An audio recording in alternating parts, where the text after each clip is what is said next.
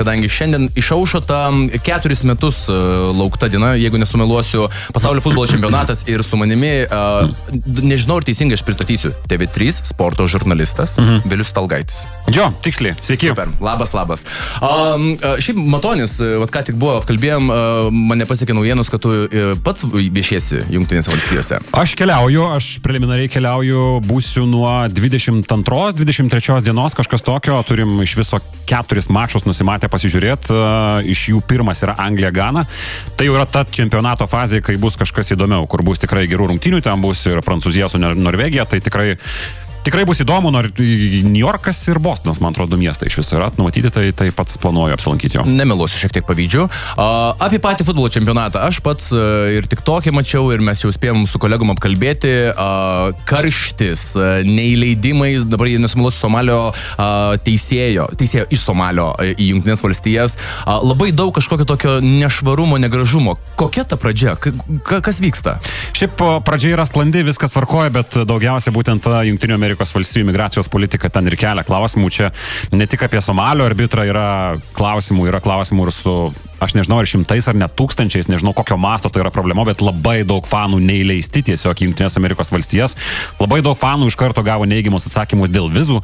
Pavyzdžiui, Argentinoje, kaip tik šiandien mačiau vaizdus, buvo tokia situacija, kai viena elektronikos prekių parduotuvė padarė akciją pirmi 100, kurie turi atmestas vizas, Argentinos rinktinės fanai, kurie norėjo Leo Messi paskutinį tikėtiną pasaulio čempionatą pamatyti gyvai, kurių vizas amerikiečiai atmetė, jie ateina ir gauna nemokamą teliką. Tai nusidrėkė šimtai žmonių eilės, ten Buenos Aires, man atrodo, buvo visas tas įvykis.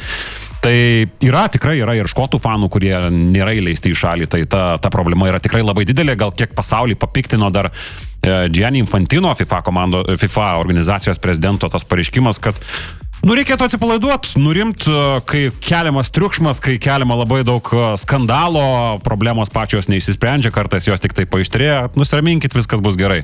Tai pasauliui tas nelabai patiko, labai daug yra tokių neigiamų reakcijų būtent į šitą dalyką, į šitą pasisakymą. Tai čia kaip depresija sergančiam žmogui pasakyti neliūdėk. Nesiparink, viskas gerai. Viskas bus gerai.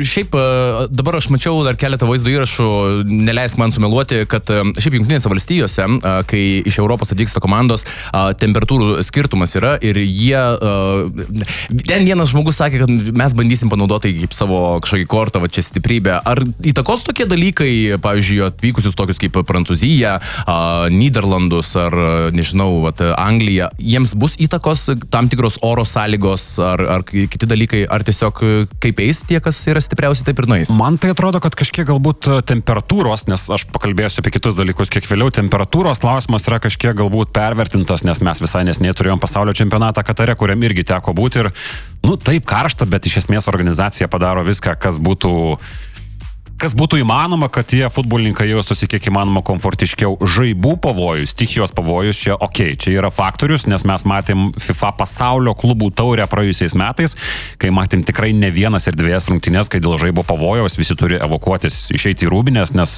ten yra didelis pavojus ir laukti tiesiog, kol tas pavojus praeis. Tai buvo ne vienas mačas, kuris nusikėlė per valandą, pusantros. Tai aš nemanau, kad šie metai kažkuo tai gali būti išskirtiniai ir kad tokių situacijų mes labai išvengsim.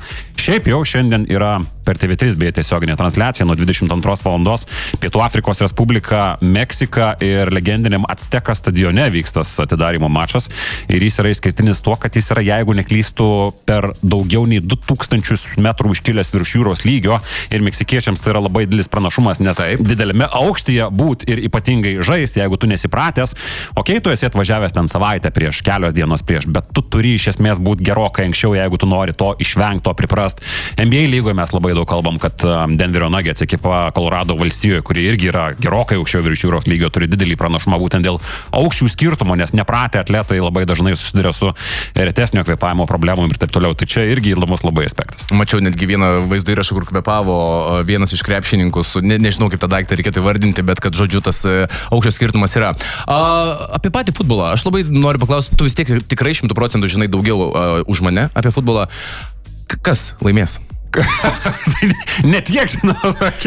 Žinai, mes vakar kalbėjom, kad paskutinį pasaulio čempionatą, kai laimėjo Argentina, aš nebūčiau pagalvojęs, su kuo aš kalbėjau irgi nebūtumėm pagalvoję, bet... Na, šiaip jie turėjo labai daug problemų ir grupio etape, reikia prisiminti prieš 4 metus ir jie nebuvo tie numeris 1, numeris 2, numeris 3 favoritai laimėti pasaulio čempionatą. Jie visada yra tarptų aukštesnės lentynos komandų, ypatingai šiais metais jie tikrai nėra priskiriami tarp favoritų kažką, tarp didžiųjų be abejo, kalbu apie favoritų.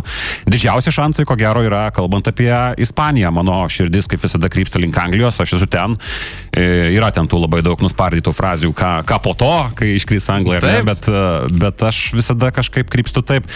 Kultūriškai gal dėl kitokių priežasčių, dėl vaikystės susiklostė taip, nes kalbant apie žaidimo stilių, istoriškai vertinant, ten nėra labai daug ko tos rinktinės palaikyti, bet mes kaip ir buvome Europos čempionate prieš porą metų su kolega, tai labai panašiai. Anglai pradėjo labai sunkiom rungtynėm su serbais, ypatingai grupių etape teko gyvai stebėti, tai anglai kasmet turi bėdų ir pažiūrėsim, kiek toliau jie nukeliaus. Kalbant apie favoritus, tai ko gero Europos čempionai ispanai yra vieni iš tų.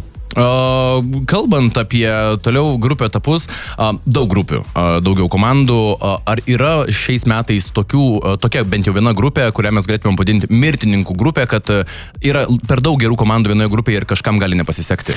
Matai, šitas čempionatas tuo pačiu yra istorinis, nes pirmą kartą 48 komandos turim, tai iš visų yra 12, jeigu neklystų grupių, tai tikrai yra labai daug ir aš asmeniškai grupių etapę tokių išskirtinai stiprių, ten galim pritemti kai kurias, bet nematyčiau didžiosios kapotynės, aišku, prasidės ir atkrintamosiose varžybose, bet jeigu mes kalbėsim apie grupės, tai tikrai laukia galbūt pavieniai tokie išskirtiniai mačai. Tikrai ne pavieniai, tikrai jų bus daugiau, tai kalbėjau daugiausiai, ko gero, jūsų kris ir grupės etapo pabaigoje, tai ten labiau atskirus tvarkarašius išskirčiau. Prieš paskutinis klausimas, kadangi užsiminėm ir pakalbėjom, kad tu vyksi į Jungtines valstijas, kur bus galima visiems, vis tiek mums dabar šiuo metu bus aktualus futbolas. Yra daug žmonių, kurie palaiko, kurie laukia, kurie stebės. Kur bus galim tavo turinį matyti? Apie futbolą, ką tu matėjai, su ko pakalbėjai, kur bus galima surasti? Tai ir dabar yra galima TV3 žiniose, iš esmės mes nuo 19:30, vėliau nuo 21 valandos viskas yra parodoma ir iš esmės bus turinio ir sugrįžus kažkiek paruošta apie tos visus labiau įspūdžius, nes ką mes matom apie trenerių, visokius pasikalbinimus, tai yra įprasta, tai mes matom kiekvieną dieną, bet įspūdžiai, ką mes matom iš to vartotojo pusės, ką mes pastebim viduje, tai bus galima pamatyti tada. Tai čia, bet birželio pabaigos reikalai kol kas lieka dar mėgautis beveik 2 savaitės futbolu. Ir paskutinis klausimas, neužlaikysime tavęs, ar šiame čempionate mes turime tamsųjį arkliuką? Man visada yra įdomu, žinai, tos pelenės pasakos, kur nieks nesitikėjo, o staiga Utenos Juventus, tarkim, Lietuvos krepšinio lygoje ar panašiai. Šiais metais turim futbolę tokią? Utenos Juventus labai geras pavyzdys, jo, nežinau, aš turiu galbūt savo asmeninį tokį žaidėjų kontingentą iš Belgijos rinktinės, kurį aš visada irgi tam tikrą prasme palaikau, nes ta komanda, kuris suformavo prieš daugiau nei 10 metų su Kevinais De Bruynem, su Romelu Lukaku ir kitais, jie taip iš esmės nieko ir nepasiekė. Tai buvo bronziniai mačai, bet kalbant apie kovą dėl titulo, mes tokio dalyko kaip ir nematėm ir šitas čempionatas vėl mes matom, kad nuo to bendro favoritų rato belgai yra tikrai pakankamai toli, bet tai vėl iš esmės yra matoma kaip rinktinė, kurie gali galbūt pasiekti ketvirtfinalį, galbūt pasikapoti ir dėl pusfinalio etapo, tai aš labai linkiu sėkmės, kad bent jau benueinanti ta auksinė, kuri taip ir netapo auksinė belgų karta, kažką pasiektų, bet čia mano asmeninis balsas. Pagyvensim, pamatysim. Kiekvieną dieną bandysim Powerį turėti vis, galbūt kitą, nežinau, kaip jūs rotuosite. Pakalbėsim apie futbolo rungtynes, kurios įvyko, kurios įvyks, o šiandien, Viliau, ačiū tau, kad buvai su mumis, kad pakvietei. Atidarėm futbolo čempionatą. Ponios ir ponai, šiandien 22 val. Galėsite stebėti Meksiką ir Pietų Afrikos Respubliką. Apie patį čempionatą mes dar šiandien pakalbėsim. O dabar keliavam prie muzikos, čia Skrillex ir Feed, Noche Without You. Ačiū, Viliau, tau.